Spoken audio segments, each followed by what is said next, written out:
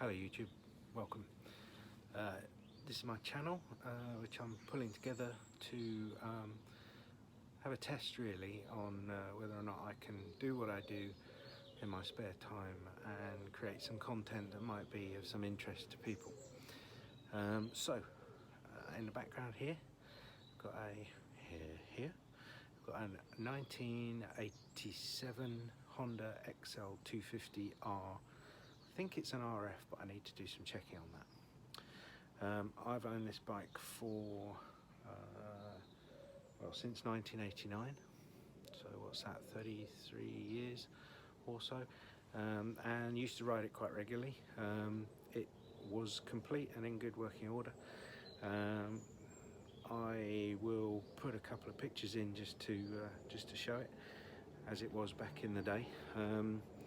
It's been stored for quite some time, last used on the road in 2002, and since that time has moved with us around the place.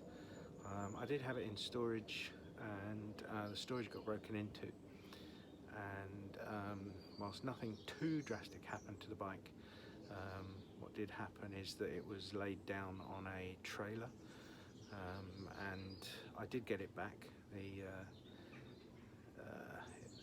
individuals were apprehended. I got it back, but what had happened was that as it had been laid down on a trailer, which was also mine and stolen, the handlebar on this side was dragging along the road and ragged everything off the throttle and the kill switch.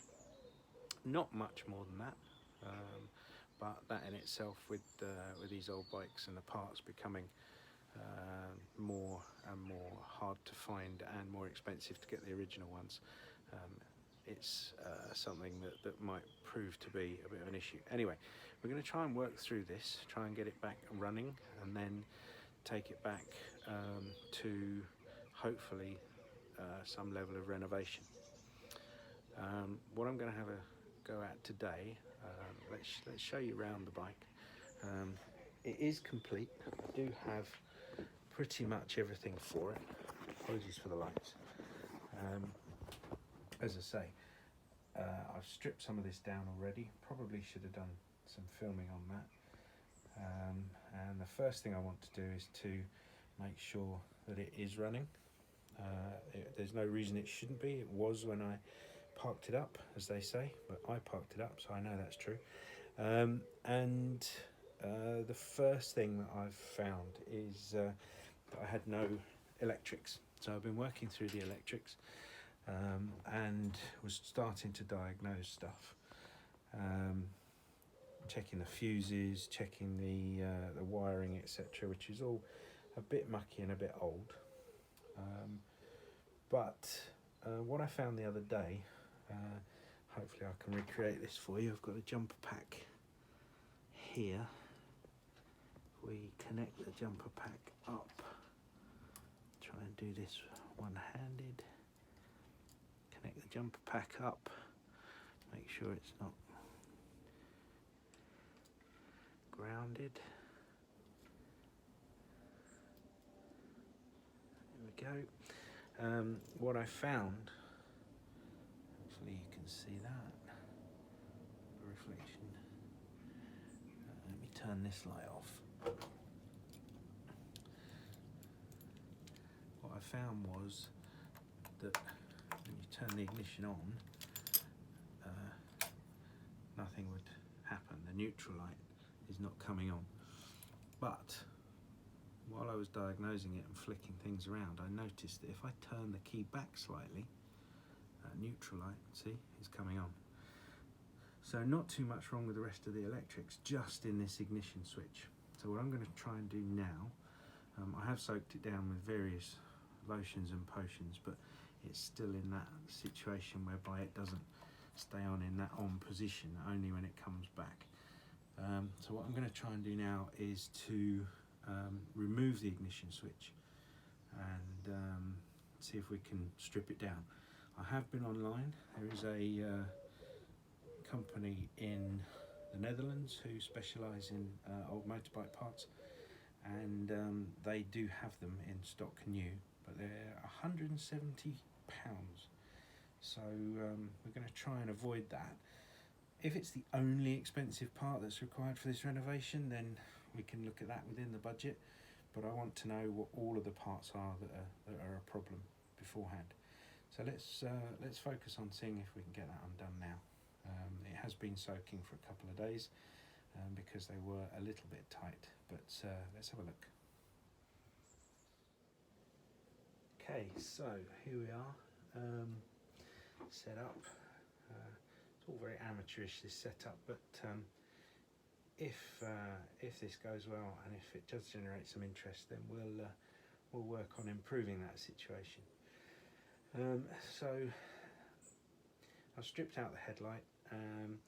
It's all fantastically Honda, so don't even have to label these wires up because they are all different colours, and the wiring diagram is all very clear. So I haven't labelled those up because they're going to be quite straightforward. We've got 2 bolts holding the ignition in here, ignition switch. So I've already tried with a 3/8 and that didn't feel too good. So what we're going to try and do is go with a 1/2 inch drive 10mm. Put that on an extension.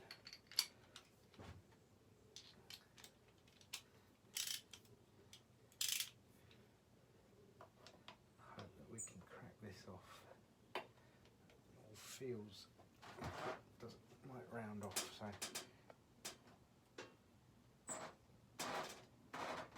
gosh, that's tight. Try that again.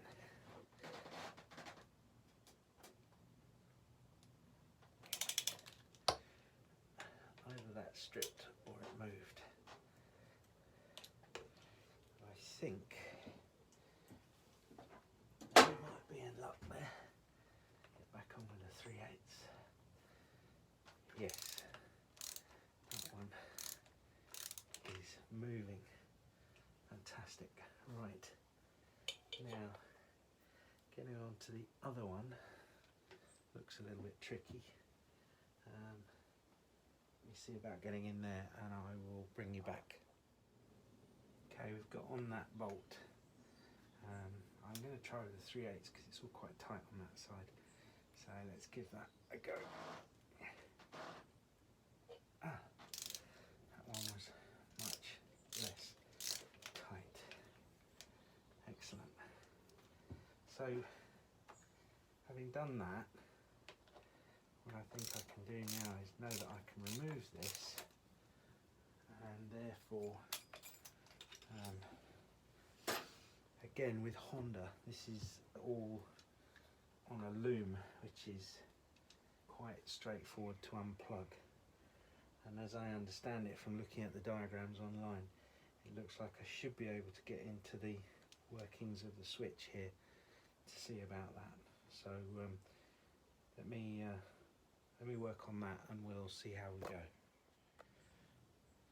Okay, so we've got it disconnected from here. Now this cable here was plugged into the kill switch, which is part of what was dragged off here. These are new bars on here, by the way. The old bars were completely destroyed.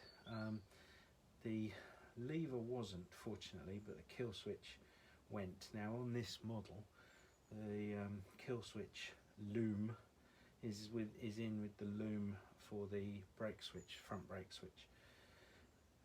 So I've disconnected that to repair that, and that's got a black wire with a white tracer on it which goes into there, and then just coming off of this ignition now is another black wire with a white tracer.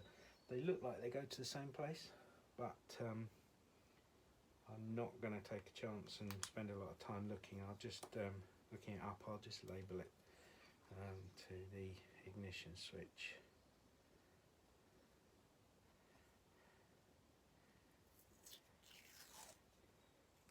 And hope that I get back to it quickly enough that I remember everything that I've done. We've all been there. Right, so that's that label going off to there. Now this this cable here is the cable to the ignition switch, and should be able to be fished out of here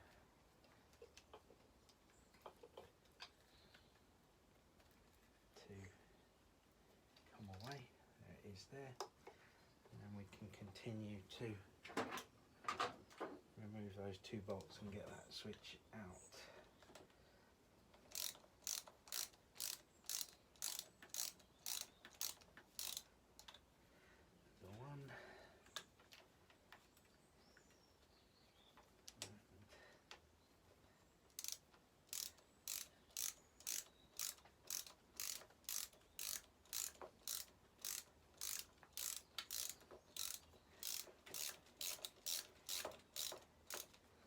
The other out now.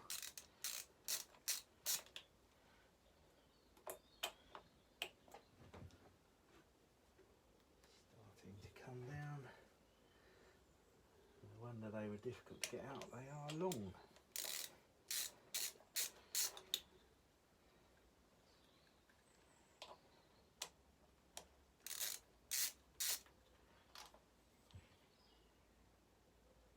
Tell whether that's corrosion or factory thread lock. I think that's factory thread lock. It's like a green thread lock on there. Pop that down there. I'll pop those back in afterwards just so that we don't lose them.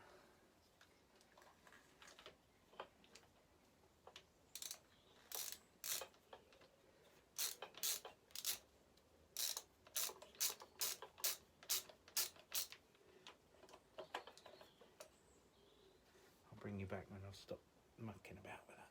Okay, other bolts out. We should be able to just draw this down, and there we are. There we have it. Interesting. Looks like it's delightful tabs to pop that plastic cover off. But what we'll do is we'll give this a good clean up and see what's what. What I might do is to try and hook up some test light on the bench to be able to test whether we fixed it or not, rather than having to put it back in the bike. But actually we don't need to do that, we can just reconnect it, I guess. So we'll end that one here, and I'll bring you back on the next one when we start to look at this. Thank you for watching. Cheers.